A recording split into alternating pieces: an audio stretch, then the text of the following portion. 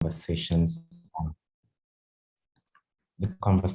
on youth participation, starting actually with some conceptual work that was done by, supported by UNICEF, with real focus on, kind of thinking about what are the right frameworks to enable youth participation.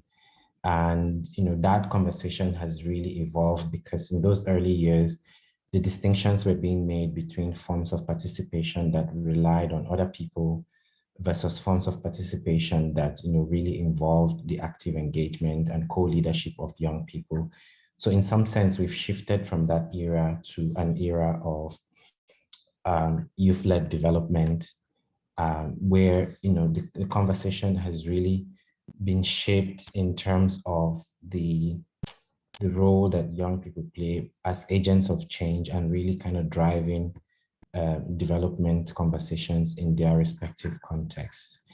One of the things that I found interesting in the last couple of years, actually starting from my own reflections on NSAS, is just really this focus on youth-led philanthropy, which in some sense one can think about as an offshoot of youth-led development. And I think NSAS brought it home for me in the sense that I think you're projecting your email so we can all see what's in your email box. I don't know if it's done intentionally.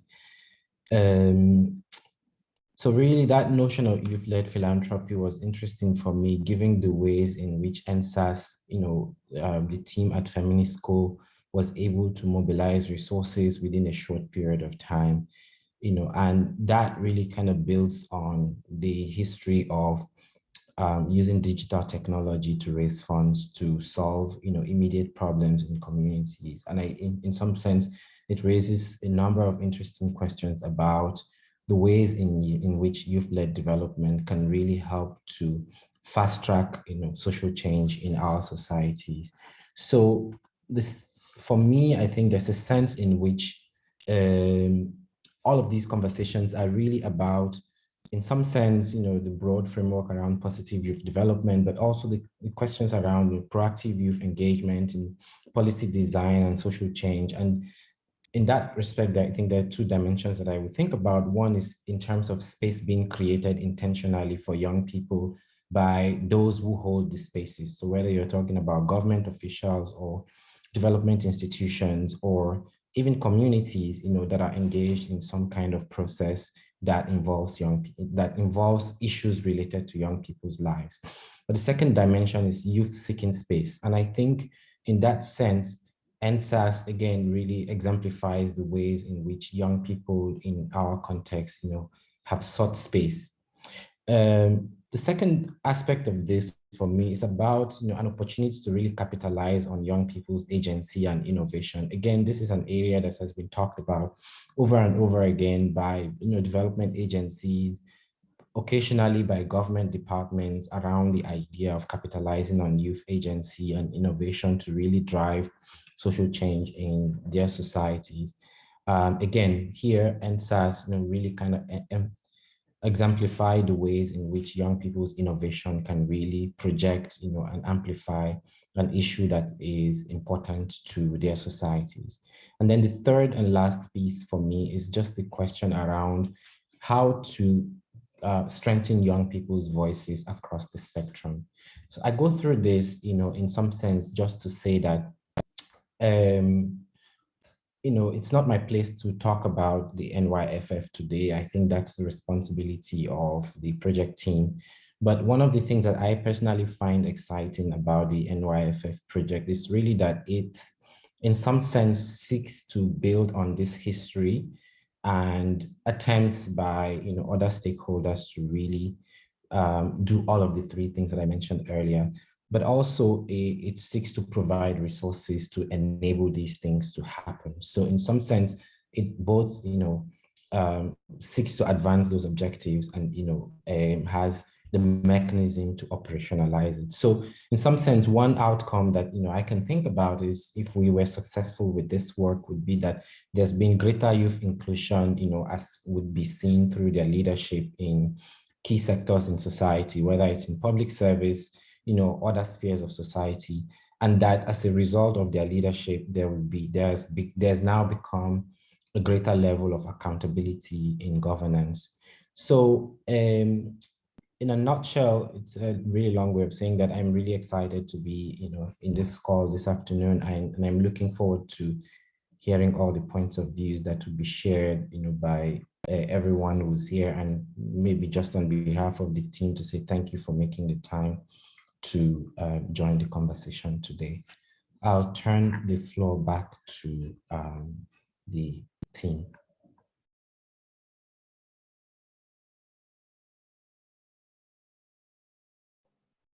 Okay, thank you very much, Dr. Devasaki. The next item on the agenda is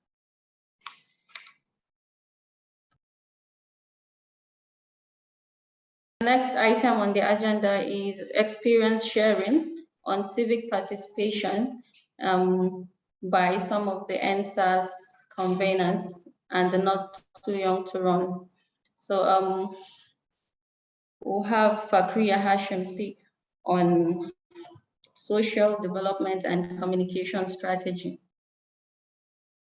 for the next 10 minutes.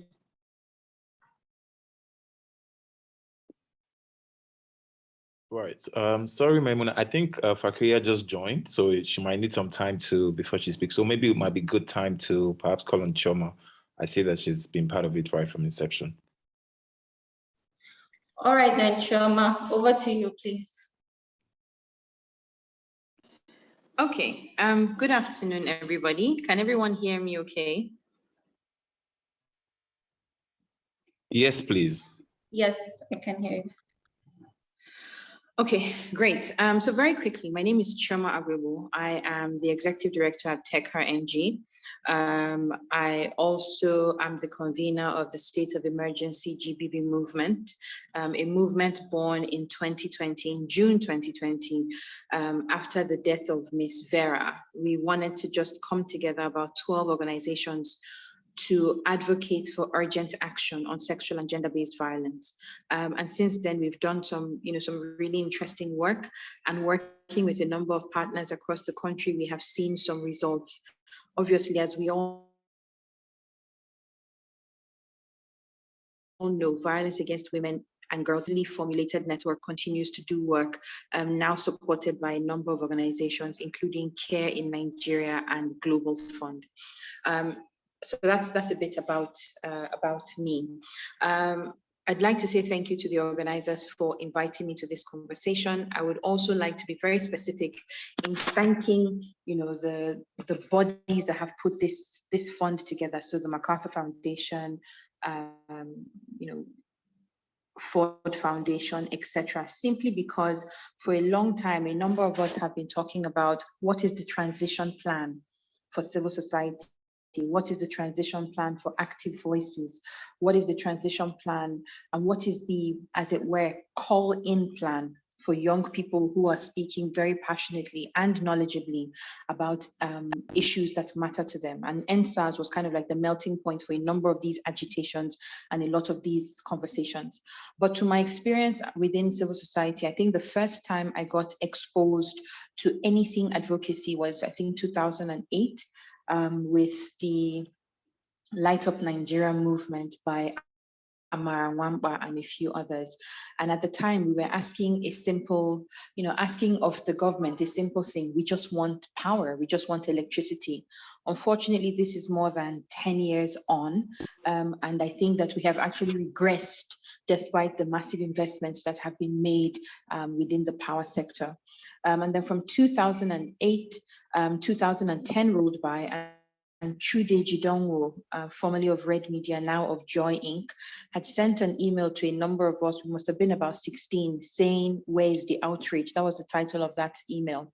And that email gave birth to what is now known as Enough is Enough Nigeria, because we came together, organized protests in Abuja and then Lagos to ask that the then president, late Umar Musa Yar'Adua, just give some direction as to expenditure for the country, but also the country was getting plundered, etc.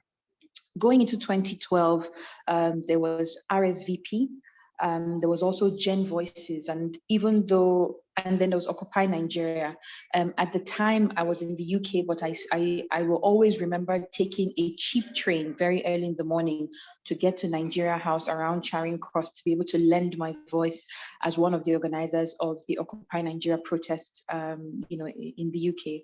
And there was also Gen Voices, a platform that, to my mind, had a lot of potential to bring together young people and just kind of curate their voices, asking for what they wanted out of this country. 2014, Chibok girls were taken. And I remember distinctly marching with a few people, Yemi Adamolekun, El Nathan, John, Mercy Abang. I remember Mercy had a blue Picanto that we all piled into after the first Bring Back Our Girls protest on April 28th. And I also remember marching in the rain from Unity Fountain to the National Assembly and back.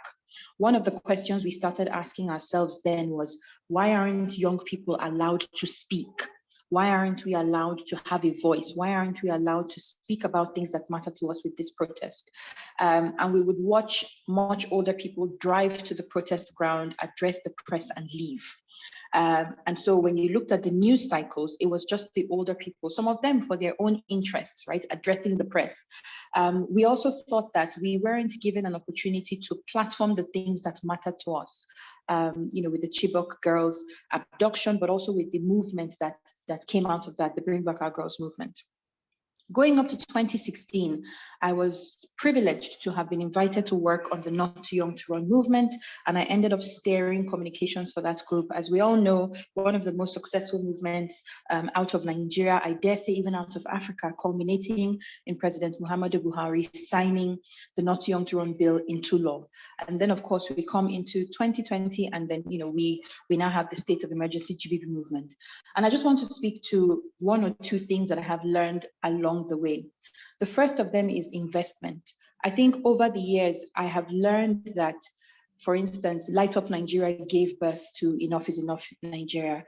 Enough is Enough gave birth to Occupy Nigeria. And the investments that we've all made in each other's movements and each other's passions and each other's struggles, as it were, mean that when I picked up the phone on the 3rd of June, 2020, and I called, I think it was 5 people, Buki Williams, then of Education as a Vaccine, Samson Itodo of Yaiga Africa, Dorothy Njemanze of the Dorothy Njemanze Foundation, Nana Nwachukwu of Silver Chip, Buki Shonibare of Invictus Africa. As soon as I rang them, I said, guys, we cannot continue like this. Everybody said, let's go out, let's do something. And that culminated in the protest of the 5th of June to the Louis Edet House, which is a police headquarters, but also a meeting with Femi Gbajabiamila, who's the Speaker of the House of Representatives. So first, investment. The second thing is collaboration. And this can be both within us as peers, but also intergenerational. And I mention this because a lot of the times we have gotten into rooms that we wouldn't have gotten to by ourselves.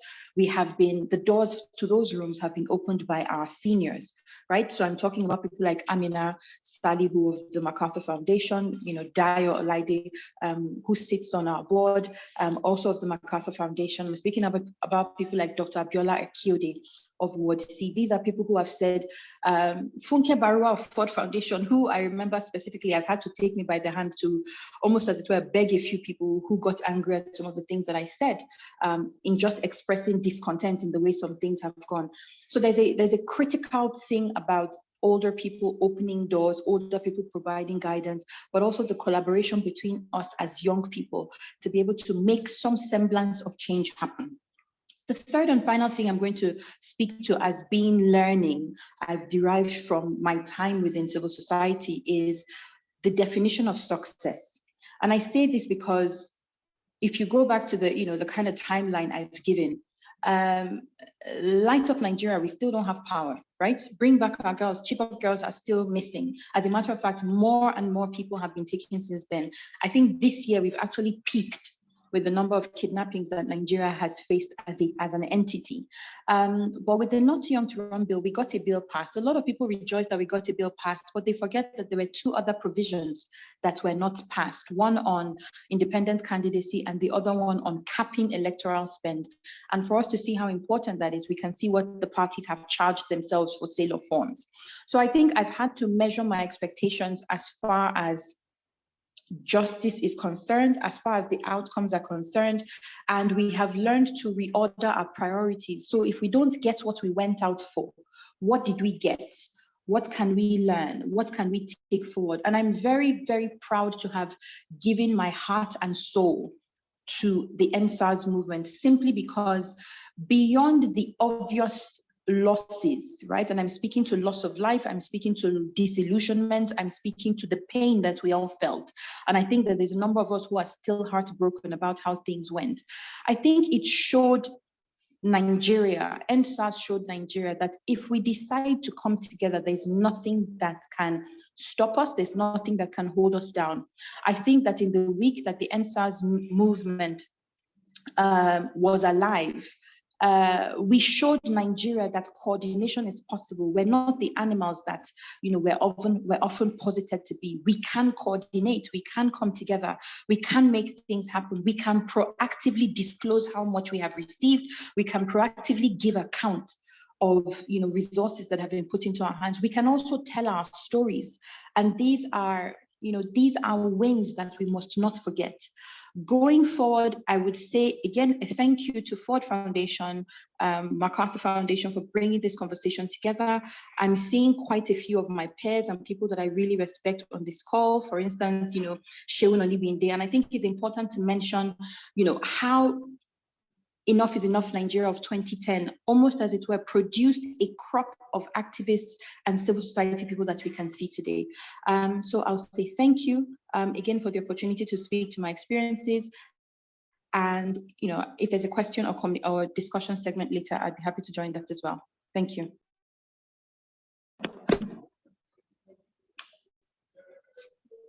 Thank you very much, Ms. Chioma. Thank you so much for the insights.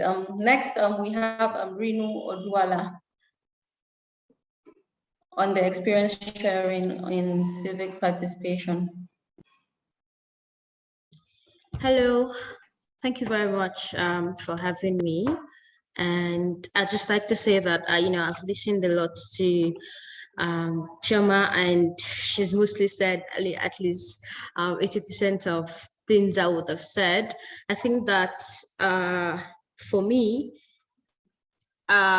you would sort of refer to me, I like to refer to myself as being new in this space. I think I was propelled into more active civic organization in 2020. And I think my story began when Tina Ezekwe died. And I had to tell a group of friends to say, I can't wait. I don't think I want to wait, rather, to be the next police brutality victim, because anyone can die, It's just about when is Nigeria going to happen to you? So I said to myself and my friends that we needed to organize and, go on a protest, at least to the police headquarters, let them know what's going on. Maybe they don't know that they are killing people. So let's go and tell them that they're killing people and they need to stop this. So we went, and then for me, I saw the lackadaisical attitude from the police officers to some of their, superior officers we saw. And this sort of opened my eyes to what my country can be like for young people, being ignored, being thought of as too small, being looked at as if you're constituting nuisance, being regarded as troublemakers, the keypad warriors, lazy people. We've had so many tags, internet people so far. And fast forward to October 2020, it wasn't a surprise, to also see me having to be one of the frontliners in, the recent movement against police brutality, because this is something that I felt no one has to wait to be a victim. And ever since then, currently I lead the project at Connect Up NG, where it's a community of young people where we try to organize help for innocent victims of police brutality, state-sanctioned violence, to try to document a lot around the violence in Nigerian security institutions in the country. And it's sort of been a roller coaster, you know, seeing the fact that even after the NSAS movement was brutally ended by the Nigerian government, the rate at which police brutality, police extortions, the extrajudicial killings, there was, to me and to the data that we've collected so far in the last 1 year, there was seemingly no impact, you know, of the protest, because then it wasn't as if the efforts of young people wasn't enough. But then, I mean, like I said from the start, that they were regarded as troublemakers. So their agenda regarding them wanting the end to extrajudicial killings and profiling and extortions never ended. So since, you know, we've been trying to create access to help in due time, like I said, for victims of police brutality, trying to document, advocate against state-sanctioned violence. And as Chioma said, you know, it's sort of been a traumatic experience, right from the fact that the NSAS movement was drowned in blood to the fact that young people are still dying almost every day due to police brutality, due to the fact that reforms that were, you know, cried for, that were shouted for, that were asked for are not being implemented. So I think that, you know, this is like a basic summary of what I've seen so far in civic participation. And then I also wanted to say that young people, you know, of today, in mobilizing themselves around issues such as government, such as elections, and all of that, what I've noticed is that we're trying to abandon, you know, the use of traditional media, because we feel that this forms of engagement, you know, do not pay us any longer, which is why you see people trying to organize Twitter spaces, trying to organize their own conversations on what truly matters to them. I think that one of the things that young people need is to understand, you know, how the system works in a larger manner, in order to, you know, be able to change it in a systematic manner. And then regarding the political conversations that are currently trending in the country, many young people are now saying that, you know, this, you have to join a political party and all of that are not the only ways to get involved in politics. You know, they could hold public officers accountable by calling them out, by participating in constructive debates, you know, and this also has helped young people like Reno, you know, being able to engage in civic participation in Nigeria, because then we want our voices heard. We do not just want our engagement to be tokenistic. You know, more than often not, you often find people engaging your young people because they want something from them. And young people, especially in civic engagements, they're often relegated to delivery roles. Okay, we want young people to deliver on this certain role. Oh, let's engage them. We want them to influence for us in this particular area. So let's engage them. Young people in civic society today, I mean, from my experience in Nigeria, they are rarely viewed as strategic assets that are capable of broader leadership. You know, like I said, the engagement is frequently tokenistic. You know, young people are trusted for their energy, for their zeal, for their passion. Oh, they were able to go out and make a movement happen in 10 days, but then they're not being trusted for their ability to lead. So today we need to see young people participating in community, in government, civic participation that are touching our lives, you know, knowledge about better policies and services, you know, that are shaped by our own perspectives and concern, because only young people have greater understanding of their problems and demands. So what I think that one of the, you know, not to end by just complaining, is that young people today need to be familiarized with chances for engagement in policy discourse. Transparency of youth organization needs to be improved, you know, to foster trust, young people to be encouraged to participate in a variety of activities, because then it is only through this supporting, establishing, maintaining these structures that young people can begin to participate more in civic organization, participation, and all of that. Because then I talk to, average of hundreds of people via my platform, and it's not as if they want to engage, but then are the people who are supposed to be listening, are they actually listening to them? Are they actually engaging them? Thank you very much, and happy on standby.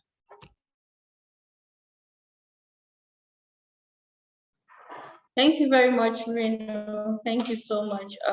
Still on the experience sharing, I will call on Fakria Hashim to also share her experience with us.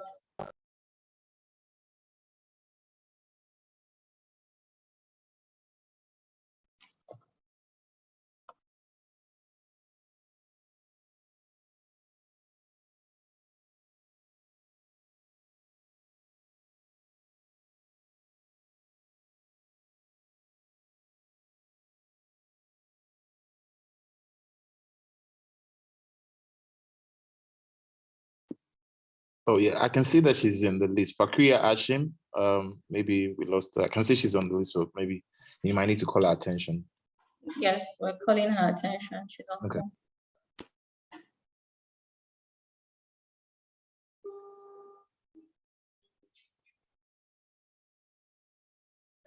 Hello? Hello, Fakria.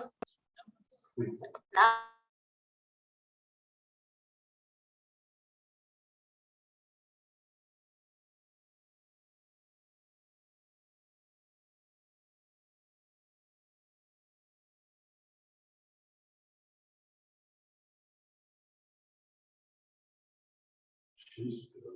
So Fakria will be with us shortly. Hello, good afternoon, everyone. Thank you for having me on this platform. I've listened to previous speakers. It's incredible hearing everyone's experience, which to some degree, there's a likeness to what we have all experienced in the front lines of advocacy, in Nigeria, but also our experiences are quite distinct. No matter whether the topic of our advocacy aligns or not. My experience with regards to public advocacy or activism, or you may say, has been an interesting experience, violent to a degree, I have to admit. Just to put a disclaimer out there, I am not as involved in public advocacy as I used to be, at least not in the same nature that I used to be. Lately, I focus more on academia in writing papers for the institution I'm an alumni to, the African Leadership Center in London, and also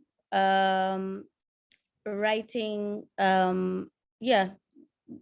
writing papers for other institutions around public policy. So basically, I'm more focused on understanding issues, very complex issues that we face currently, especially with regards to northern Nigeria. My interest has taken a turn to the northwestern conflict that we are witnessing at the moment. So just to go back to activism, right? Mine has predominantly been spewing my opinions on social media, particularly Twitter. So it hasn't unlike many others, I'd always seen it as something I did in my spare time, not something I had planned to pursue in the long term. I didn't quite know I didn't quite know where I fit, to be honest, in that development space. I still don't, but I do enjoy being in academia more than I have been at the receiving end of many violent rants that I've been engaged in. So I think one of the most I guess defining campaigns for me has been gender-based violence, particularly in northern Nigeria, and using the Arewa Me Too as a platform to sort of get maximum engagement across the North, highlighting issues that as a culture we had always brushed under the rug, and then creating a community of young activists and just young people from northern Nigeria under North Normal. So we had leaders essentially in young people from almost all of the northern Nigerian states, and every one of these young people were equally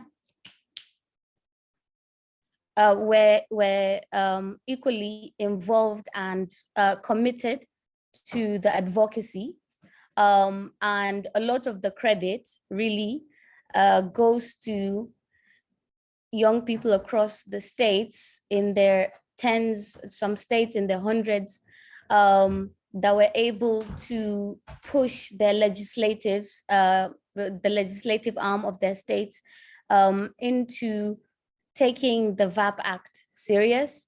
In one, we had incredible commitment in Bauchi State, which one of the leads in Bauchi was very much a party to ensuring that the VAP was enacted in the state.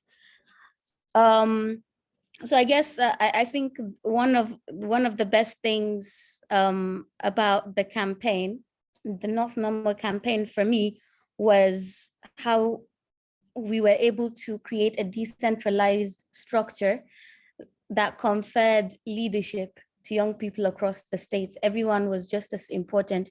And those of us from Abuja were able to reduce or minimize our presence or our image in the course of those campaigns, especially across states. We from Abuja, or from from Abuja mostly, weren't going to take lead on an advocacy campaign in Bauchi, where most of us had never been. We're not from Bauchi. There are people that are equally competent to lead the campaign in Bauchi, and it was very important that it was their faces that was at the forefront of the campaign in different states. And that has cemented my belief that there are very competent, educated young people across all of the states that can, with a little platform, can fight for themselves. No one's looking for a savior, and we need to also dissuade that train of thinking that someone from Abuja or someone from Lagos has to go and fight everyone's fights, when really all you need to do is give people platform and resources, and you have able people in many capacities across the states. And it's very important that they are armed to take up their own fights against many social scourges that they face in their states. And then that's for North Normal.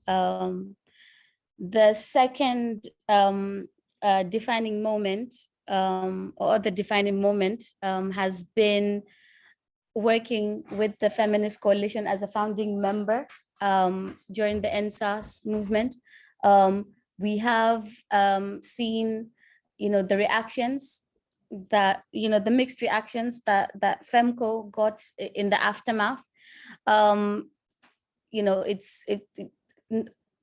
having been in that space or adjacent to that space, the development or advocacy space, for a bit, I wasn't shocked by the mixed reactions that we were getting, but it's also something that it is something that we have witnessed with so many social groups,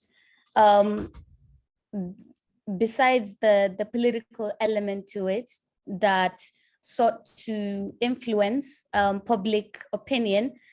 There was also a misogynistic angle to it, as there always is, and also and the fact that a typical Nigerian, regardless of gender, would always demand accountability from a woman than they ever would of men, even when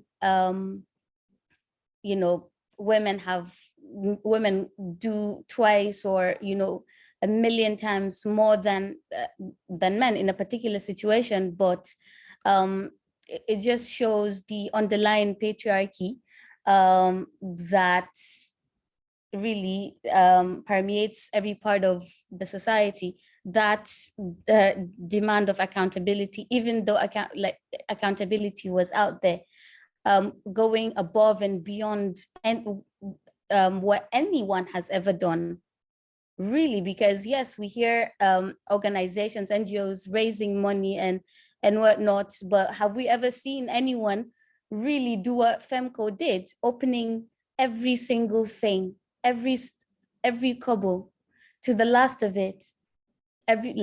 Anyone that was interested knew where to find it. I don't know about you guys, but I've never seen that from any organization, and I would very much love to see, because there's also one thing I've realized, and one thing that has sort of made me pull back, is there is an extreme lack of accountability in terms of resources from the development sector.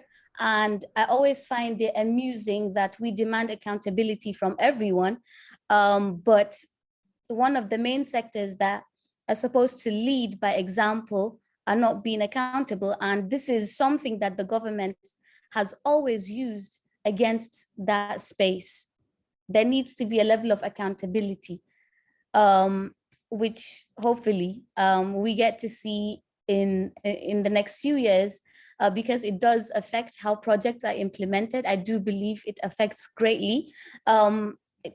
Projects become just a tick on the paper, especially when you're dealing with something like advocacy.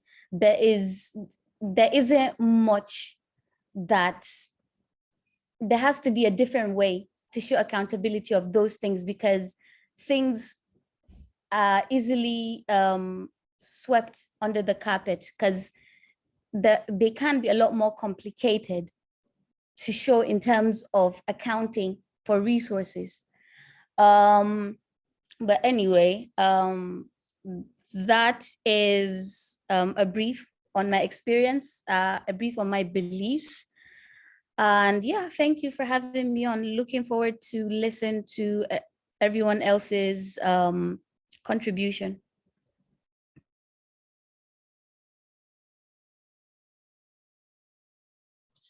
Thank you very much, Bakria. Still on the experience sharing on civic participation, we call on Sheung Onigbinde to also share his experience with us.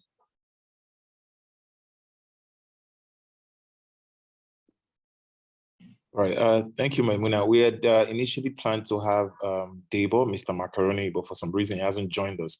So we felt that is to have a balance. We had, I think, 2 or 3 women speak now. So perhaps Sheung can help us. I can see Ibrahim Farouk is here of Yaga. So maybe Ibrahim can help just share his own perspective too, if Sheung is not able to take that.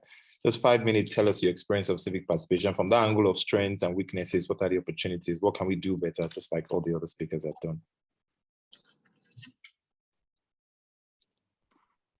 So Ibrahim, are you able to help us out? Ibrahim Farouk? Oh, hi, Okwemi. Good afternoon. And sorry, I joined a bit late. Can you just ask the question again? Right. So everyone else, it's about your experience as a young person as far as civic participation is concerned, the strength, the weaknesses, what are the gaps? Chima asked an important question in terms of defining success. What is success? Rene also spoke around systems. So from that, all of the work that Yaga had done over the years and you have also personally done, what would be your own personal experience as far as activism and civic participation in Nigeria? So thank you very much for the opportunity to speak. Maybe I should just start by saying, for many of us as young people in Nigeria, regardless of what you're doing, it's really difficult for the work you do to be seen just for the work you're doing. You're seen as a young person, and beyond just being a young person, many times young people are just seen as some sort of metric. You're a number, you're a percentage. And almost as if in the grand scheme of things, the contribution of young people are usually not adequately recognized. And I know that many of the young people, and I've seen some of the names here, have done amazing work. The work that Fakria has done with Iowa Mitu, for instance, and the work that Rinu has done with the NSARS movement, and Shoma, I know, has done amazing work with the End SGBV campaign, and also working together, the Not Too Young to Run movement. But even just going back to look at Nigeria's political history, it has been a history of a struggle by young people. The Nigerian youth movement, for instance, gave birth to many of the political parties that we know today and laid the foundations for that. Even youth leadership in this country, as far back as the pre-colonial era, the struggle for independence and pre-independence, even the interruptions that we had from the military have largely been led by young people, conceptualized by young people, driven by young people.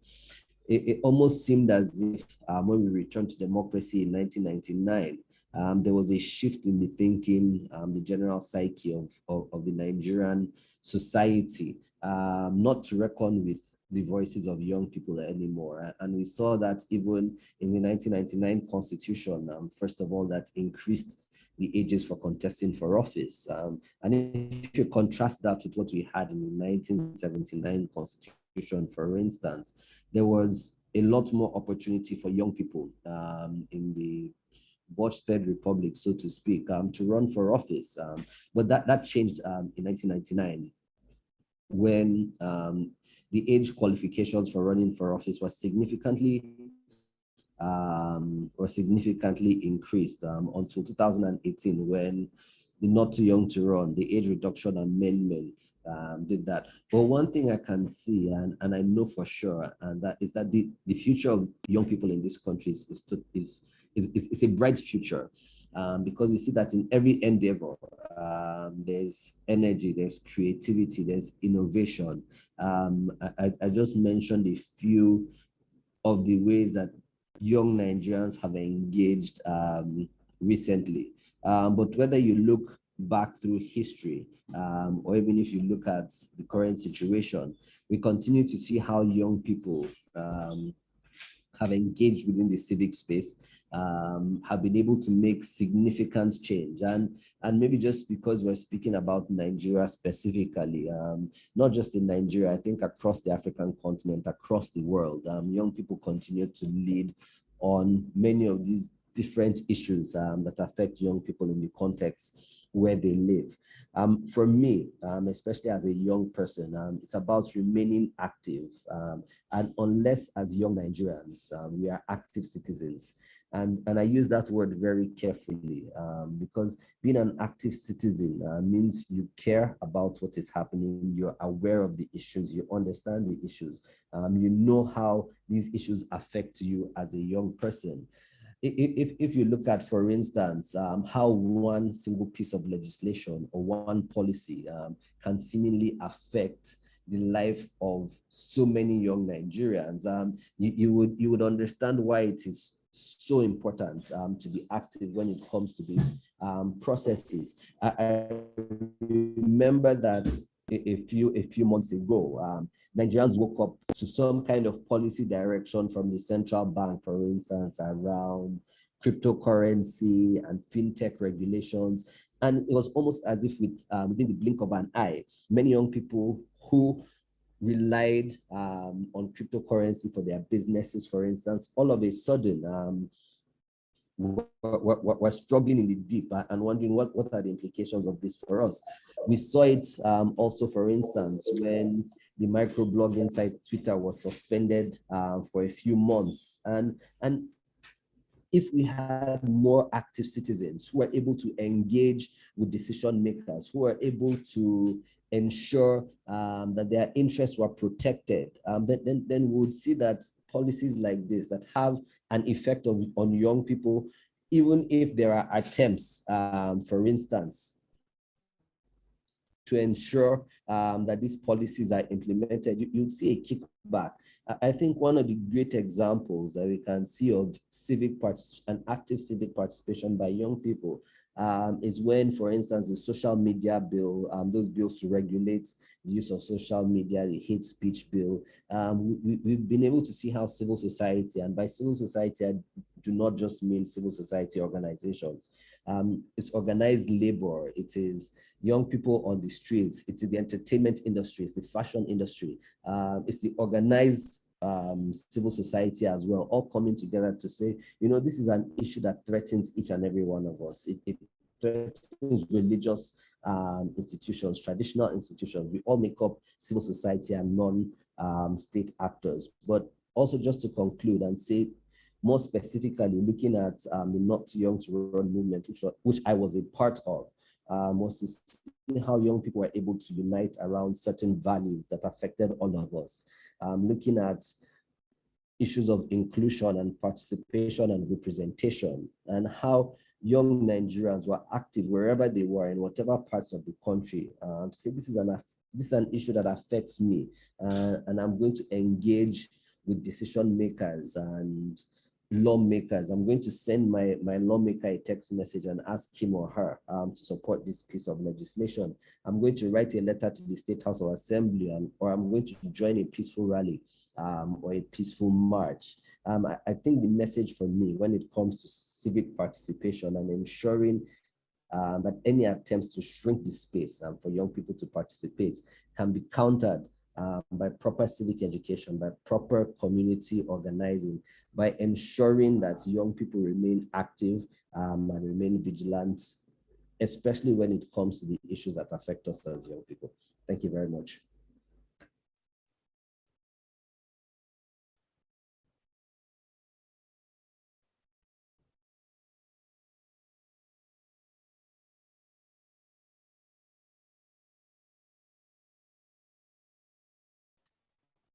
Thank you very much, Ibrahim, for sharing your experience. So we'll move on to this project lead in person of Opeyemi.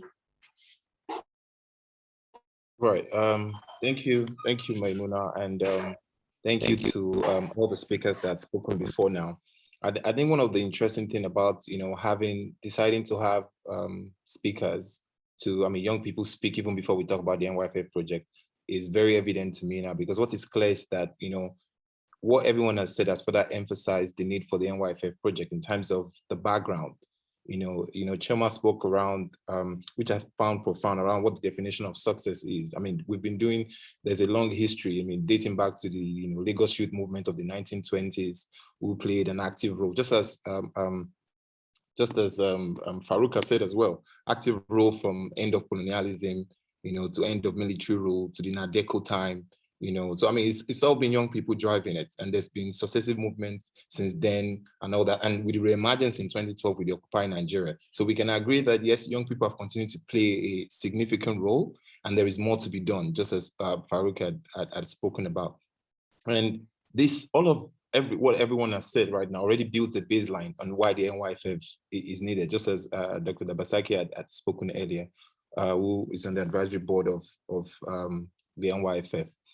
Now, before we go into the neck deep of what NYFF represents, we had hoped that this forum provides an opportunity for us to begin to build a community around the NYFF project, and everyone, young person was being, actively involved, as well as people like Reno who she said recently discovered. I mean, we need more Reno in the space, to continue to find their voices and see the role that they will continue to play as we move forward. Because the reality is that we're not just this homogeneous young people as a buzzword. Young people have different interests, they fall into different cadres, and as well have, different things that are bothering them. So how do we create an agenda around all of these things?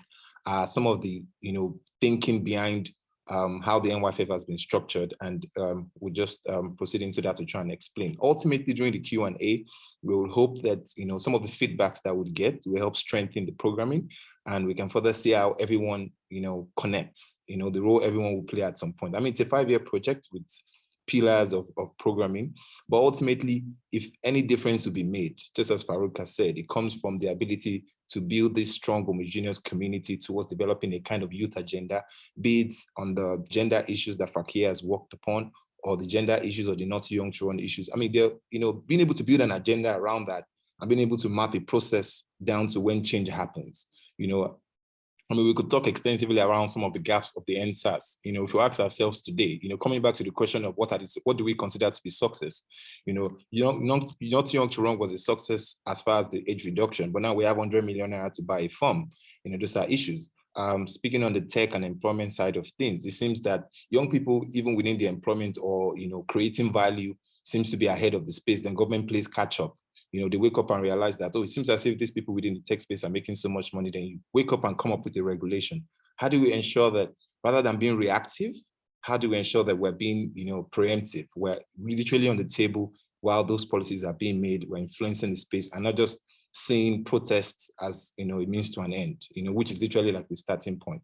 So those are some of the things that, with everything everyone has said, that serves as like a sounding board, coupled with research that has taken place over the years. I mean, there was a research done by British Council and Harvard University that did project that by 2030, young people in Nigeria would be, the greatest resource, rather than oil. But there's a roving question around how that would happen, the investment that needs to go into that constituency before they would eventually become that resource. There is a population surge, but you need to put some resources behind it before it is, the dividend of that surge can be harnessed. So yeah, so that definitely provides a sounding board. Kamal, can we go to the first page of the slide, just to immediately go to some of the pillars of the NYFF? Yes, so the NYFF, so the NYFF project, like as previously established, it's a collaborative project by the Ford Foundation, the MacArthur Foundation, and Leap Africa that houses the fund. It's an interesting fund because it has a governance structure headed by an advisory board who plays a very active role, and there is a priority to mainstreaming young people. I mean, aside from the 2 donor organizations represented on the board, we have young people who represent the Nigerian Student Union, the president of the female Student Union. We have people with disability. So issues around inclusion, all of these things have been captured down to the board and down to the programming. So just to provide a big background, I don't think in this room I need to really emphasize on some of this background, because I feel that it's a room that has people, what everyone has said already, and the quality of people we have on board. These are things that are very much familiar with you in terms of why we need this fund, why it's needed at this time. So Kamal, did you take away the slide again? Yeah, and I think while Kamal is coming up with the slide, I think another interesting thing that came out to me was what Rina said around, how systems work, and that disorientation around, we seem that there's that hype around. I mean, looking at the energy of the NSAS protest, that reawakening within the space, and the question now persists around what has changed since the time of NSAS protest and now. What difference do we have? The first was the unit was disbanded, but do we still have, are we saying right now there's no police brutality going on? What are the metrics you are using to measure to say now that there is a difference? So those are some of the issues that the fund is, we're hoping that with this fund, we're able to achieve that sustainable change, to be able to, not just beyond protesting, to now having measurable outputs. So like I said, the goal of the fund is to strengthen, support, enable young people in Nigeria for youth leadership, activism, social change through outcome-driven policy engagement and inclusive resourcing that will support youth in shaping medium and long-term strategy. I think resources seems to continue to be a buzzword, and the reality is that without funding, just as Choma was trying to say before, is that, there needs to be a kind of just transition. Without putting resources behind what needs to be done, it's literally a no-show. We keep taking this, is it 10 steps forward and 15 steps backward? So I think that the ultimate goal of the fund really around supporting that inclusive policy processing and also being able to, put our resources, put our money where our mouth is. I think that's the popular saying. So how do we ensure that? And the reality is that the way the fund is even set up at the moment is that, it's a projected $15 million, but as far as I'm concerned, and I think you all perhaps will agree, it's still a drop in the ocean in terms of what we need to do with that constituency to make a difference, especially around education, around employment and things like that. But this is a starting point, and hopefully we're able to build on what the fund is as it stands.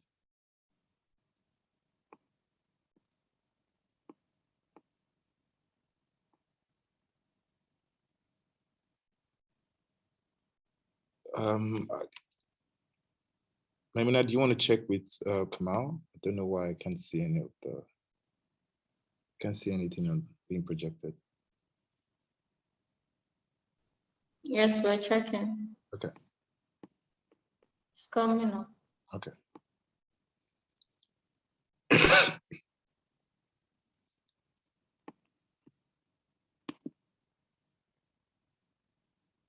So while that is coming up, so the broad objective is to equip young people to reimagine, to co-create, to frame and engage in national and regional policy development, to drive evidence advocacy. Some of these things will begin to make more sense by the time we go to the next slide, when we go down to the programming in terms of, okay, how are we going to do this? Who are the people who will play a major role? And also, what are the linkages at local leading up to the national? What roles would this be playing and things like that? And these are some of the things we would like for you to validate in terms of your feedback and your experience in terms of what works and what hasn't worked necessarily. Then also to empower and support young activists. Please go to the slide before that.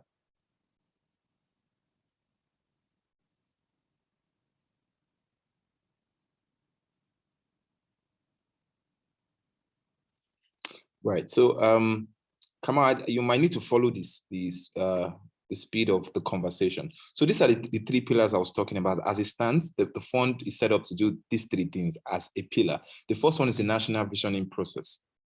And the gist behind this is that, and I think Dr. Dabasaki did speak on some of these things, is that how do we ensure that we're able to create a pool of young people, develop a kind of youth agenda that, as we build into these 2023 elections, we have a window of an opportunity for us to present something on the table, to say, okay, we have people jostling for political party tickets at the moment. What exactly do young people say they want? What exactly are we putting on the table to say, this is what we want? So anyone who is reaching out for young people's votes, which we definitely occupy the highest, voter population, that this is exactly what it is that we want. And we need you to be able to articulate to say, where you're going to get the resources to do or whatnot, being able to harmonize those voices. So the first pillar of the fund is a national visioning process, which pretty much is about how do we get, so it's in two layers. The first layer right now is the sub-regional one. At the sub-regional level right now, we're going to select, young people at the state level who building up to the regional level right now will come together within 7 identified thematic areas to speak about, to be able to agree, to come up with a white paper, as the case would be, to say, on these 7 thematic areas, this is the position of the Northwest. The youth in the Northwest, these are the priority issues. Security seems to be priority, this youth seems to be priority, and this is what they would like to see in the coming years. So as far as policy is concerned, this is the position of the youth on the Northwest. Likewise, the Southwest. So what we've done at the moment now is we've identified 7 thematic areas with an additional 8. So the 8 right now is actually open. What we expect from that 8 empty slot is that we expect feedback from each of the regions, that out of this 7 that has not been captured, do you think that there is something else that should be captured and is a pressure point as far as young people within your constituency? Now, we've tried to design a process around the selection process, which is critical. We don't want to do another document because one of the thinking behind the fund is there are quite a lot of policy documents hanging everywhere, and one of the gaps that we've seen is that the process by which a document is developed almost speaks to how the kind of life that document eventually takes. So one of the key driving forces is inclusion. We want to ensure that the people who will be represented at the level of developing this document are actually representative of young people, cuts across class, cuts across region, and are able to, beyond developing that document, also play a key role in the advocacy at each state level leading up to the national level. So at the sub-regional level, where we're bringing young people together, within the eligibility criteria in which has been identified, which we would also share, is to say that, validate these 7 thematic areas. What would be the required pressure point for you? Then that now builds up to the national visioning, which would happen in Abuja, where representatives at the sub-regional levels will now come together to validate that document, ultimately towards building a document that will represent the position of Nigerian youth, especially as we go into the 2023 elections, as this is our position, this is our living document, and serves as an advocacy tool for all of the work we've been doing at our different CSO levels. And for young people who are going through their business, not necessarily activists or civil society people, as Farouk said, but who are concerned around having a better country and having a document that now speaks to it, that unified voice, where we're able to, say that, okay, this is a starting point. If you're able to do this and measurable over a period of time, this is what we want. So that speaks to the national visioning process. The second is the Youth Leadership Program, which is being managed by LEAP Africa. I'm going to invite my colleague, Joy, to speak to this. Kamal, the slides are not going according to the conversation, so you need to go back to the YLD part. So, yeah, so this is, we're here. So this is what I was just talking about earlier now around the national visioning process. So we're going to have 20 participants at the national level and 150 at the states. So this is cumulative. At each state, we're going to have 2 people represent each state, gender sensitive, PY, people living with disability sensitive, and other. And this is just one of the consultation forums we would have. We'll also be meeting with different constituencies of young people, because we ultimately want to ensure that it's an inclusive process and everyone is represented. So that document becomes a living document where they are able to own it. So this page pretty much speaks to the plan as it speaks at the moment. Now, on the granting part, which is the second pillar, my colleague is also going to speak on that. And that forms part of the whole picture of the NYFF project, at least for the year. So I want to invite Joy. Joy is program coordinator on the project, and she's playing an active role on the YLP component. So I'll invite Joy to speak on the YLD part of it. Joy, I think it might be better for you to share your screen. I think Kamal is having difficulties following that slide. Oh, wow. Okay, no worries. I have my notes down, so I could just flow with that. Thank you so much, Okwe. Good afternoon, everyone. Interesting conversations going on here. So let me just pick it up quickly. So another pillar of the NYFF is the youth leadership youth leadership development. That's YLD. So under youth leadership development, we have YLP. So basically, just on a broad note, is just to basically trying to build the leadership capabilities of young people. So for youth leadership program, we're working to equip and empower young people in undergrads, really, with skills, knowledge, and resources required to become transformative leaders and active citizens, right, who can drive sustainable development in communities. So we're looking at even building capabilities of young people, while in school, right, just to even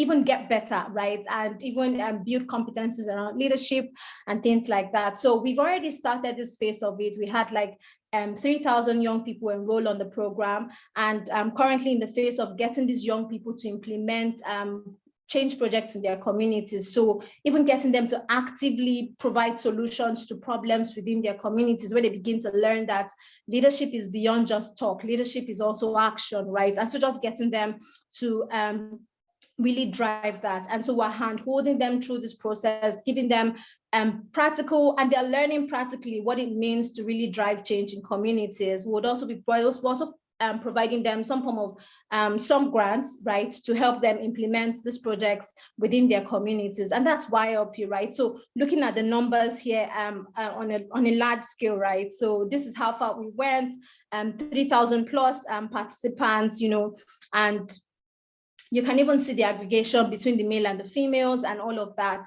And so basically, that's how far we've gone with this right now. And right now, with the change projects, indirect reach will be about 50,000. So that's on YLP, right? And that's for just this year. So moving on to the next one is the youth leadership debate. So I know that I had one of the speakers talking about how we can even engage young people in policy conversations and in debates, right?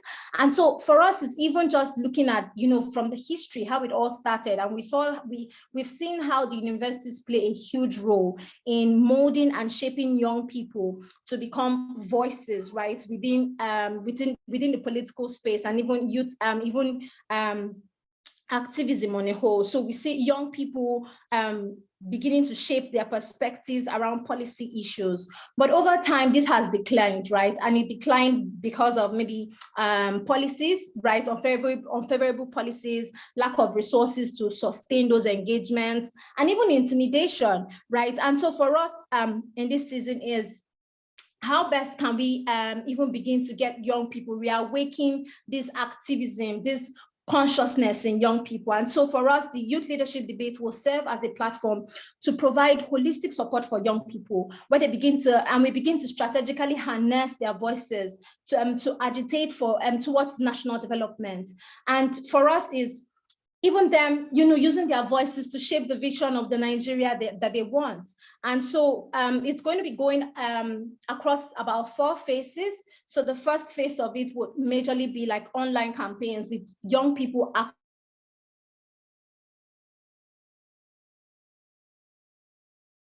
across institutions. So setting up entries, speaking to socio-economic issues around them, and just sending in their entries, running an online campaign around that, and then we will move on from there to picking up, winners from across regions. Say we have about 6 winners from across regions, moving to the zonal phase of it, and for us, it's even televising this. So I also heard one of our speakers say, the place of traditional media and all of this, so not leaving out. So yes, there is new media and there's social media and there's a lot of buzz around that, but not even leaving out traditional media. And so also moving this into television, getting the wider people and the wider population to also lend their voices to dialogues and even see how these things, how the conversations are going. And from there, we move on into the regional phase. So the regional phase of this would also merge as a campus leadership roadshow. So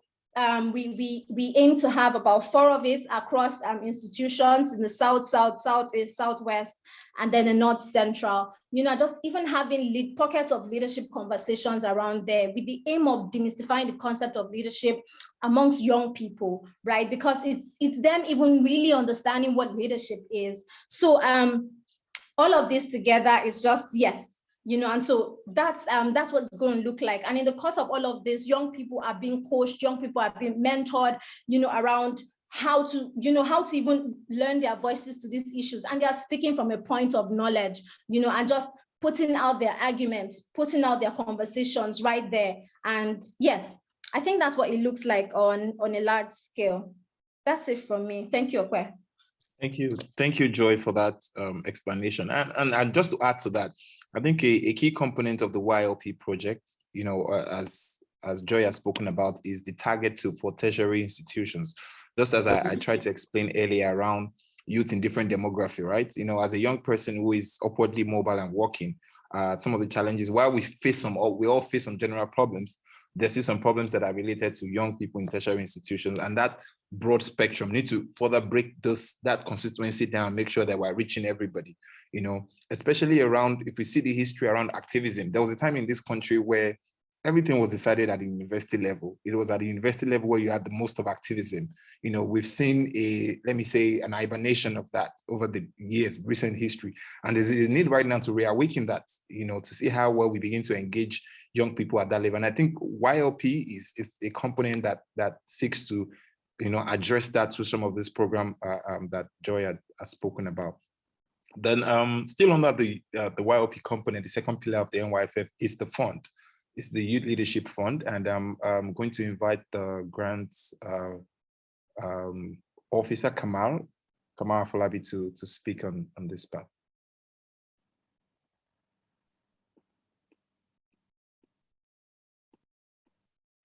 Thank you, Okwe, and the participants, and as well the co-speakers.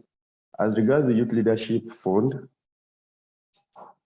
this is a fund that seeks to prioritize the need of the youth and as well support, strengthen, and assist the youth in development. So the visionary development by the NYFF that prioritizes the selected teams, the 7 areas of priorities identified by the team lead during its presentation, whereby policy gaps identified aging and constraint to full exploration of those sectors by the youth seeks to be bridged with the grant. So for the first cycle of the grant for this year, we'll be prioritizing grant type or these categories: the community action grant, the impact grant, development grant, and catalytic grant. Those are the categories of the grant, and this grant belongs to we target grassroots, individual, grassroots organization, youth-led organization, civic and innovative hub. So the distribution of the grants will be shown when the call when we release the call for the sub-grantee. And the grant-making component is pivotal towards bridging the gap of underfunded youth activists and youth-focused organizations in order to strengthen the effectiveness and the impact of their work. So considering the few of the questions that people will have as regards the grant, what is the age range of the applicant? Is around 18 to 35. What is the age range of the implementation scope? Is within the same youth age distribution. And as well, the first cycle of the grant will start when it will run between June to December 2022. And this is being co-funded by MacArthur and Ford Foundation. And can my organization apply for more than one grant? Yes, but only one will be granted to an organization. How will the selection be performed? The selection, the ratification will be done within the NYFF Secretariat and LEAP Africa, being the host, and as well further to the NYFF board for the to finalize on the selection. What will the grant disbursement look like? To be disbursed in tranches, and the milestone performance of the sub-grantees will be considered during the disbursements. So the disclaimer for this grant: we are wary of integrity and we are very conscious of misconduct all around. So the application will be free of charge, and the applicant should not give any amount to for the application process. We have zero tolerance for corruption, and ethics and conduct, absence of conflicts of interest, zero tolerance for anti-corruption and bribery, respect for human rights and country regulation, zero tolerance for breach of obligation and irregularities. So these are the little background information about the grant for now. When the call for application comes out very soon, we see more information about it. Thank you. Right, thank you, Kamal. So in the coming week, the grant cycle would be launched. We're supposed to have gone live by now, but by next week you can look out for some of the grant cycle and some of the things. I would have wanted Kamal to actually speak to some of the benchmarks in terms of the funding available per grant, but that's been rectified, and we'll ensure that we have a mailing list of actors on this platform already. I will ensure that you get all that information. But most importantly, I think one of the driving principles for the grant is inclusion. Inclusion seems to be a buzzword. And I'm sure for the civil society people who are here, one of the challenges we've had is we're hoping that with the fund, we're able to flatten the curve in terms of bringing new voices, new individuals, and new organizations into that cycle. So, and if you notice what one of the first pillar that Kamal spoke about around the community grant, that targets individual.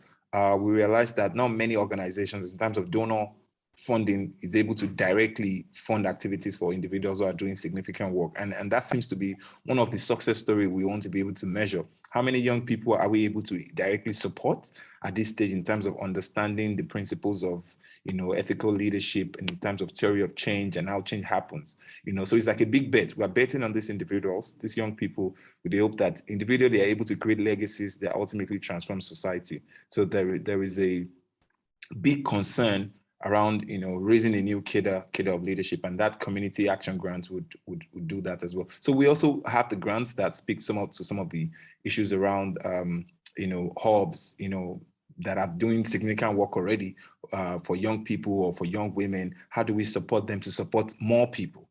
you know, so those categories, and when that information comes out, you'd be able to get that information and see where it applies, you know. So, and one of the things that I think I would like to also put on the table of participants is, you know, how do we get the word out there, you know, for people who are active within the space already, and you have communities of young people across the country? How do we flatten the curve? How do we ensure that, you know, the NYFF is, the, you know, we definitely would not want to fall into that trap of, you know, funding the same set of people who have been doing the same things. How do we bring more people into the civic space? Just as Farouk had initially spoken about, you know, the more people we have who are active and who are supported to do this great work they've been doing, the better for us. And, you know, the higher the chances of us being able to achieve this, you know, Nigeria we want as conceptualized.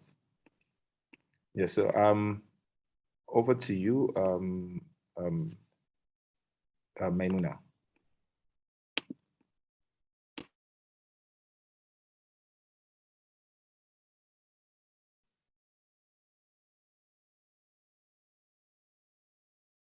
So thank you very much, Opeyemi. The online and media engagement is another aspect of the NYFF project, and we intend to take our advocacy to the grassroots. So it's not just going to be centered around the social media. Like the project lead mentioned, we intend to be as inclusive as possible. So our online engagement is going to cover both the social media and the traditional media. So, Kamal, can you just move to the slides? Okay. So basically, we intend to infiltrate the media, you know, try to make it as transparent as possible. We have already mapped out our social media platforms, so we're going to fully optimize them with content-driven videos. We're going to host webinars and other virtual events that will be in line with the information and education communication, as well as the behavioral change communication. We're also going to go with the approach of social media influencers. Some of you are already here. We intend to leverage on the relationship we have with some activists just to launch the campaign. It's the hashtag Nigeria we want. And we also intend to do an NYFF ambassadorship and work with other media strategies. So we intend to partner with organizations to expand our reach. We're going to partner with the Human Rights Radio, and we're going to be featuring the NYFF agenda on the Berkete family, just to be as inclusive as possible. We're going to be featuring on independent television programs, good morning programs, Sunrise, Daily, and the likes. We're also looking at partnerships with satellite television stations, just so we can also expand our reach all across the country. We are already doing press releases on newspapers and blogs. We're going to be using influencers and other journalists just to push out the agenda. So basically, we intend to go as viral as possible. We intend to reach everyone. We are hoping that these funds will be used to mobilize the youth and, you know, expand the civic space so that the youth can participate in policy formulation and, you know, other activities that involves us all together. Thank you very much. I think that's basically it for the online and media engagements. So thank you very much. Next on the agenda is the Q&A session, and this will be anchored by Ms. Ilin. Ms. Ilin is the PR, is the Communications and Public Relations Officer at the Leap Africa. Ms. Ilin. Hi, thank you very much, Minuna. Thank you everyone for joining this call. It has really been great listening to all our speakers and also sharing the vision of NYFF with everyone. We are looking forward to having the people on this call be the ambassadors for the work we are looking to do, because we can't do it alone. And that's why we've called everyone here, to be able to leverage on your interests, your passion, and your heart for making Nigeria better. So I'm going to be moderating the Q&A session, and I'm happy to take your questions and direct them to the best people to answer them from the team. So please, we would run this in two ways. You can either drop a question in the group chat, or you can raise your hand and I would unmute you and you would be able to speak or ask your question. Okay, so I can see Akin Sekuru has raised his hand. Is there any other person? I'd like to take about 3 questions back to back, and then we would respond and then take some more. Arams has her hand up too. Okay, all right. So just to save time, I'm going to kick off and with Akin.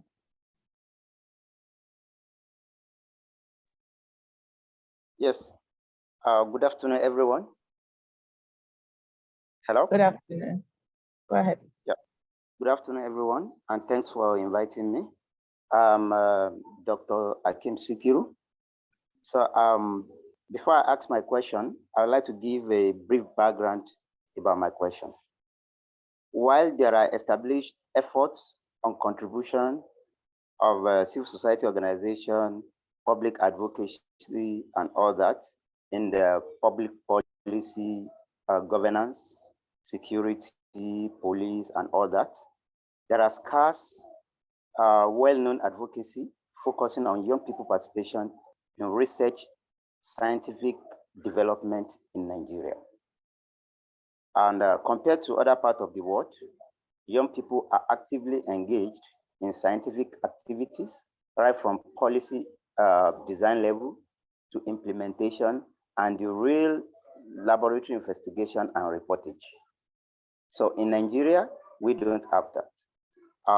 Also, I'd like to state that at the moment, TED Fund, which is the biggest sponsor of research and postgraduate education in Nigeria, do not sponsor people that are not already employed in academia, which are basically very young people who just graduated out of university. They want to pursue academic and research career, but because of lack of sponsorship and all that, they could not make it. So they are cut out of the biggest funding opportunity in this country. Again, that same TED Fund give out research grants for people to do research annually through National Research Fund. But it is only professors that can be an investigator in TED Fund sponsored research. What happens to other people who are postgraduate students, young people who are trying to do interesting research in their chosen field of human endeavor? They are cut out of this sponsorship compared to what is obtainable in other parts of the world, where young people are being sponsored to do their research, to communicate whatever they found for industrial development and all that. Now, having given these backgrounds, I would like to ask that for NYFF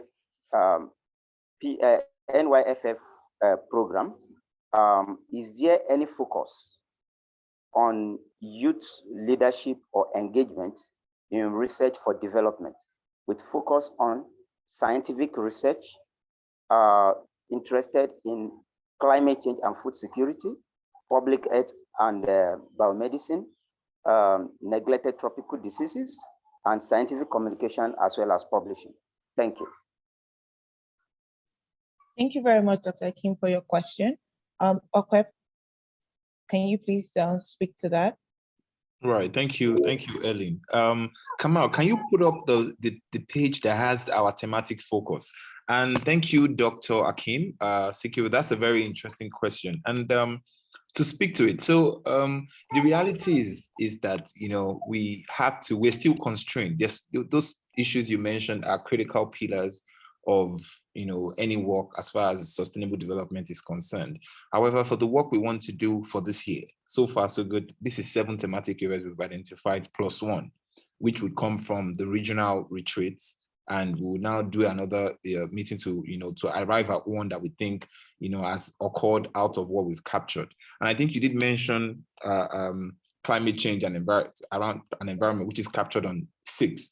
And presently, as the way the fund is designed, in terms of how we've explained it, the way advocacy and research is also a component of what we accept proposals that speak to that.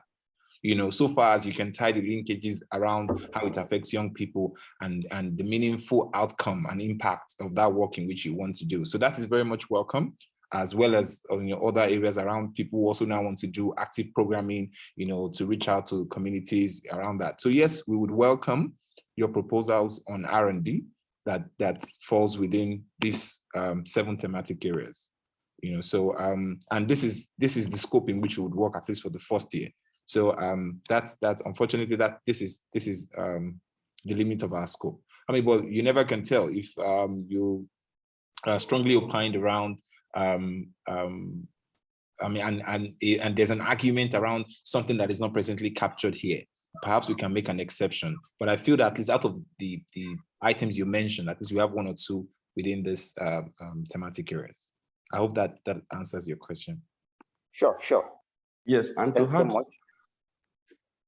Yeah, and to add to the response from the team lead, Dr. Sikiru Akim, you mentioned something about exclusion of the young persons in the TED Fund scheme. And if you look at the priority and the focus of the national visioning process, the priority is for the working group to identify gaps, policies, and all the places that the youth are not well catered for within the government, so that can inform a document and as well inform a policy review document and as well our advocacy plan. So from these, I think that's part of what our expectation when the national visioning commences, for them to identify as the issues, as the gap that is the process currently that are not catering, doing enough for youth inclusiveness. Thank you, and that's well noted. Absolutely, Kamal. That's very well captured. So, and I would even say that, Dr. Hakim, I hope you fall within the age catchment. I will also look forward to your application, trying to represent your state at that national visioning process. So yes, that definitely is, because there is so much or so little that the fund can do. But what we can do at a larger scale is that advocacy at that national. Okay, thank you very much, Kamal, for adding to that. All right, thank you so much. All right, thank you. Right. So moving on, Erons Adene, your hand was up, but it's not up anymore. Has your question been answered, or are you still interested in asking your question? Hi. Yes, the question I wanted, I actually had 2 questions, but they've basically been already, but just one more, because, and I don't mean to say this, as a form of disrespect to anyone, but I'm not the kind of person who, attends meetings and talks. I'm more of the guy who does a lot of action. I'm out on the field, I'm doing this, doing that. You want me to come over, let's walk on the field. So I was beginning to wonder if this meeting was for me in any way, until you guys mentioned you're interested in field work, because that's where the work is. I've been doing field works for like almost 8 years now, and I know the ruts that we need to fix. And I'm not talking about any location or any country, but there's a lot of ruts to be fixed, and it's not enough for us to just sit down and plan without doing any action. So please, which is the question I wanted to ask, and someone has already directly asked it.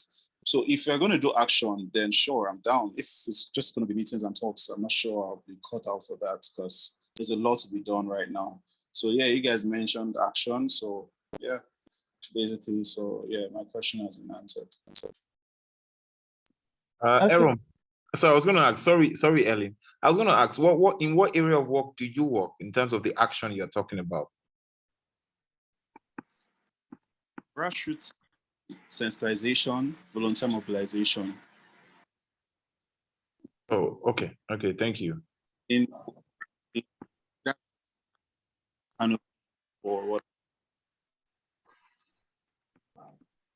Arams, I think your network cut you off a bit, but thank you very much for your comment. And there's a lot of room, to work with the NYFF. We are working from grassroots right up, to the national level. So this is a good place to be. And I definitely see your place or your part to play in the work that we are looking to do together. Do we have any more questions?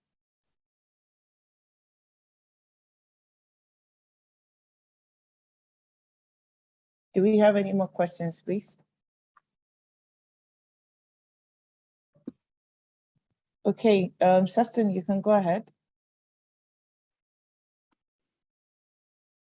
Hi there. Thanks so much for the opportunity. It's been really interesting for me. I'm kind of sitting in as a guest researcher, so I'm afraid I'm not part of civil society that might engage with and benefit from this. But I was wondering if you as NYFF have ideas about how the fund can facilitate cross-learnings between different activists, particularly over the rural-urban divide, which I know has been an issue with civil society in other countries as well, and also outside of Nigeria with other African countries.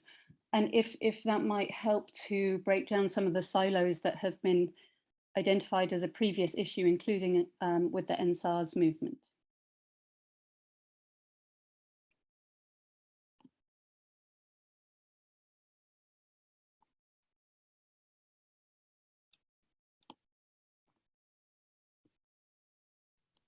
Thank you very much for that question. Ope, please, can you go ahead?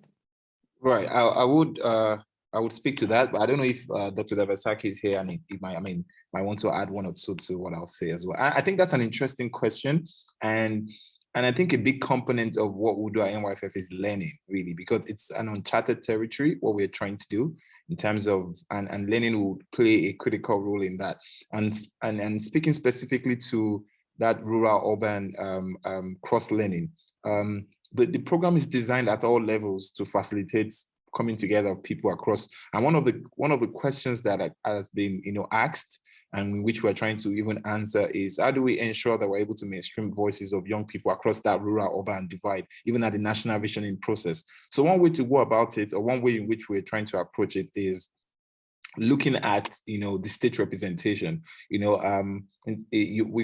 We can perhaps even put a class component to it in terms of young people. For example, you're getting a young person who's based in Abuja, who's based in Lagos, compared to a young person who's probably based in Bayelsa, or based in Akure, or based in Zamfara states, which are pretty much more rural, more agrarian communities, and definitely there's an income component to that. So we are attempting to ensure that we're able to bridge that divide and continue to bring people who fall within that class and demographic composition, but still within young people, bring together. So we're careful, and that's one of the guiding principles as we go forward across the programming, both at the national visioning level as well as the granting level.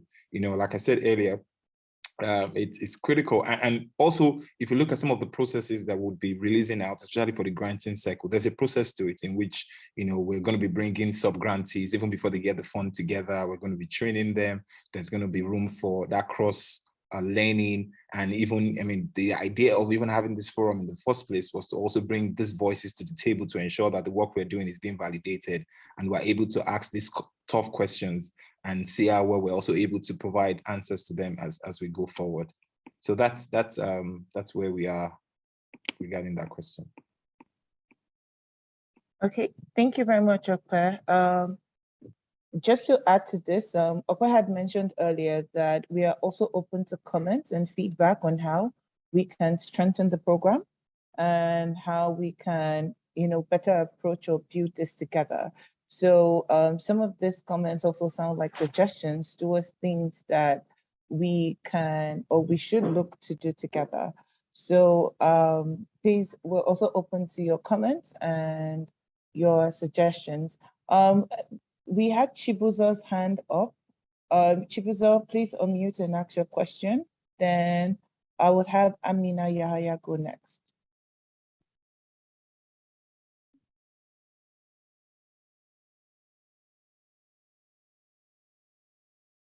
Okay, if Chibuzo isn't on the call, Amina, please can you go? You can unmute and go next.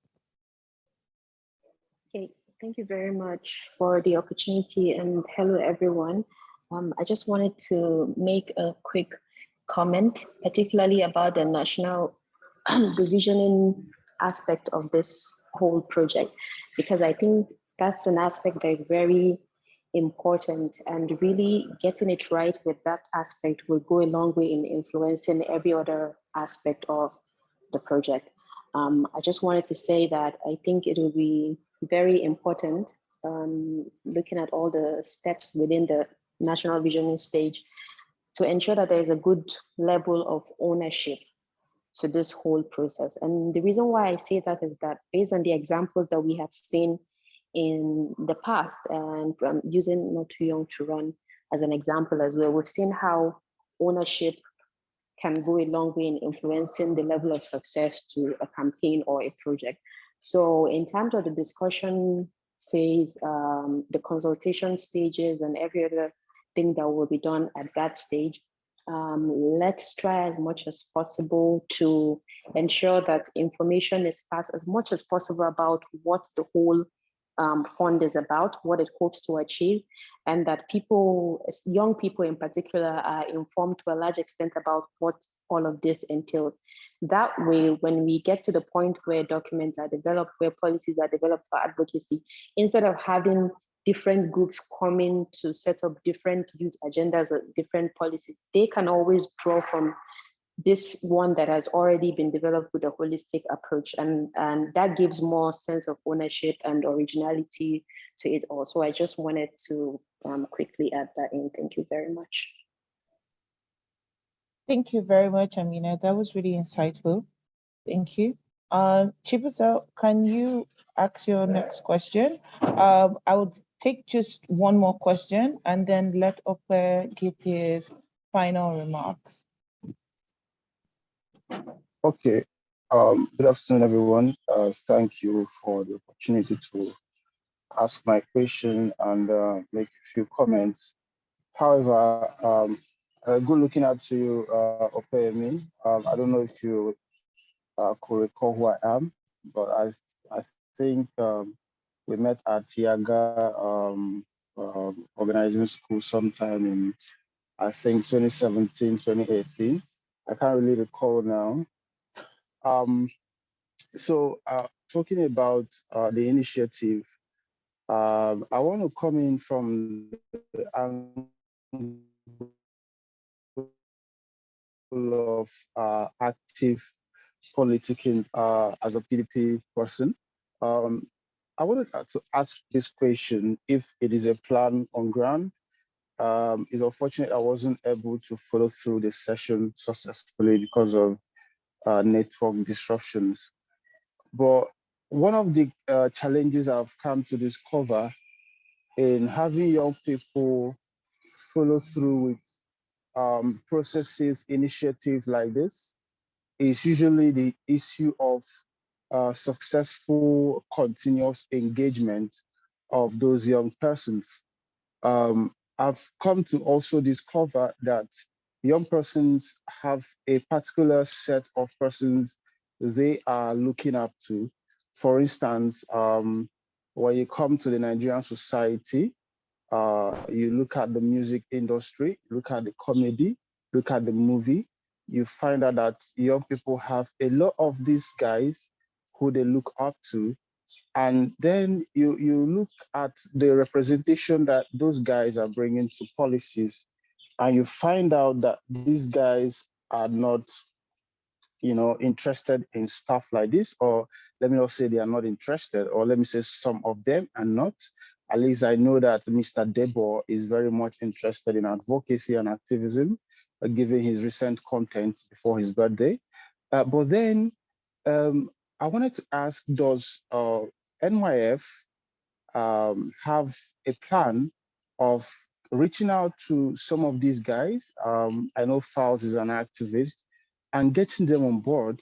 The musicians, people like Burna Boy, people like, I know Burna Boy has a activism running in his system, and a whole lot of some other guys who have massive followership. Davido, I know Davido could do activism if given the opportunity.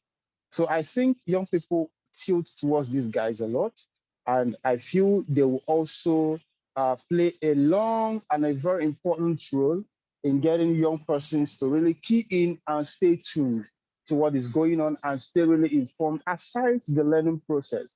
Then again, I want to also ask about business because I heard someone make mention of TEF, and then of course I'm aware of what is going on in the Entrepreneur Development Center of the Pan Atlantic University, the program they are doing with the MasterCard Foundation, the Empowering Nigerian Youth Initiative that's been going on for a while now, and a whole lot of impact they are creating there.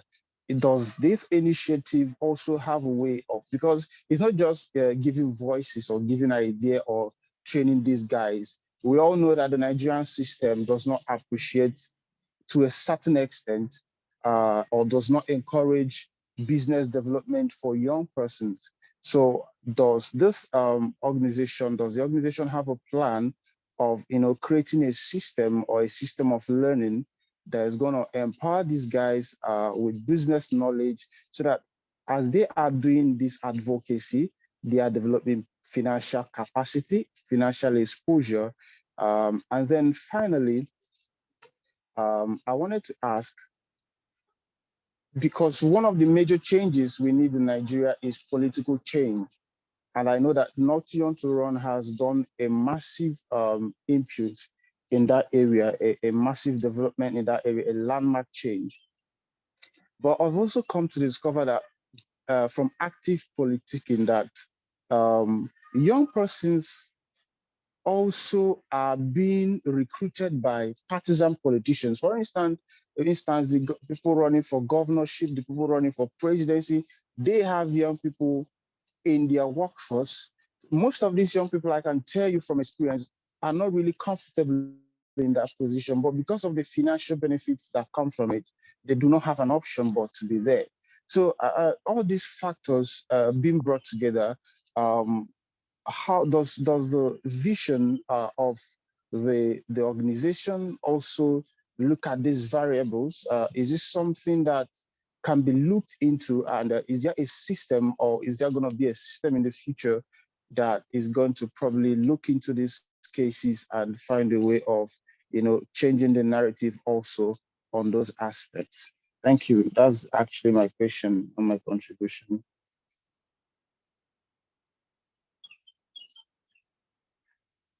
Thank you very much, Chibuzo, for that question. Okwe, please, over to you. All right, thank you, Ellen, and thank you, Amina. Amina Yaya was I think she was the first female SUG president in the North. I can't remember what state it is, but yeah, you did. I mean, so the remark, absolutely, in terms of inclusion and the way the thinking behind the fund in itself, and one of the guiding principles around inclusion and making sure that we're flattening the curve, because it's already evident that the quality of the national visioning process, and by quality I mean selection process, how inclusive it is, determines the kind of life the document itself will have and how much change it can ultimately achieve in terms of advocacy at the national level, maybe with the National Assembly, or even legislation, changing legislation, or even drive for budget allocation and things like that. So that definitely we have an eye on that. I would continue to try, so like this consultative forum, we're going to have so many of it as we go forward to ensure that we're talking to stakeholders. We are, ensuring that the people we need to be speaking to who have influence, young people with followership who also, have constituencies behind them, they have a reach behind them. So that would continue to be our guiding principle as we go forward. And then that's the thinking around the secretariat and within the even Leap Africa in itself as an organizer, as the parent organization, and the kind of advisory board we also have. I mean, this is the thinking around that space as well. So would continue to work on that. Now, to the question asked by Chibueze, thank you, Chibueze, for joining. And I think I cannot but agree with you as well that, I mean, there is no, I always say that there is no there is no empowerment, there is no economic, there is no political empowerment without financial empowerment. However, if you look at the thematic areas of the fund, there is something around ICT and entrepreneurship. So yes, the fund would receive proposals within that catchment, within that thematic area for young people who are looking to do things within that, maybe job creation for themselves or ideas. So we're really open. We're open to be inspired by the quality of proposals that we receive within the thematic areas. And even speaking to civic participation, which is one of the thematic areas, which now goes around, political participation that you spoke about. How do we support young men and young women into public office? How do we ensure that, 2023 becomes that watershed moment where there is actually a difference? Because not young to run has come and gone now, and then there's now the actual work to do. I've been told I have very few minutes to go now. So yes, there's some of that we're trying to do. And just to answer your question broadly, now, the reality of it right now is that the national visioning process, which is the number one pillar, provides a more high-level programming for the NYFF. So the fund cannot do everything. Like I said, the resources behind the fund is a drop in the ocean compared to the work that needs to be done for young people in Nigeria. So the national visioning process represents that advocacy high level where even beyond the resources that we have, how do we put young people on the table to advocate for the actual people who have a responsibility to make a difference, which is the government who have been saddled with that responsibility are doing it in such a way that they're carrying young people along. That's the high level.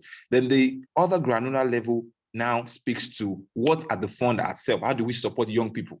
Which is the granting that my colleague was talking about before now around, now we want to now pick young people to do some specific things within these thematic areas. Tell us what you want to do. There's so much you also can do, without not waiting for government to do something. You too can contribute.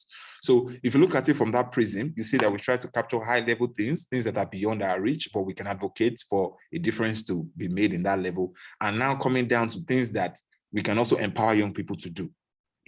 Now going to the third pillar, we now comes to the advocacy component. That now captures every single young person. The idea of the advocacy is that everyone has a role to play. So if you don't find yourself in the first place, you find yourself in the second place. If you don't find yourself in the second place, everybody finds themselves in the third place. You have an opportunity to lend your voice. So that's the thinking and that's the structure of the fund. And I hope I've been able to answer your question. Thank you. Okay, thank you very much. We're already out of time. Thank you, everyone. Thank you so much for sharing your experience with us. Ms. Eileen, thank you very much for anchoring this Q&A session. We value your experience sharing, and all of your recommendations will definitely shape and the design and execution of this project. Thank you very much.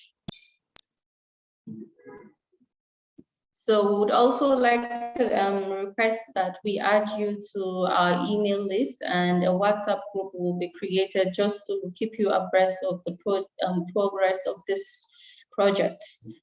Okay. If you have other recommendations as to how to shape this project, you can always contact us via emails, please. Thank you very much.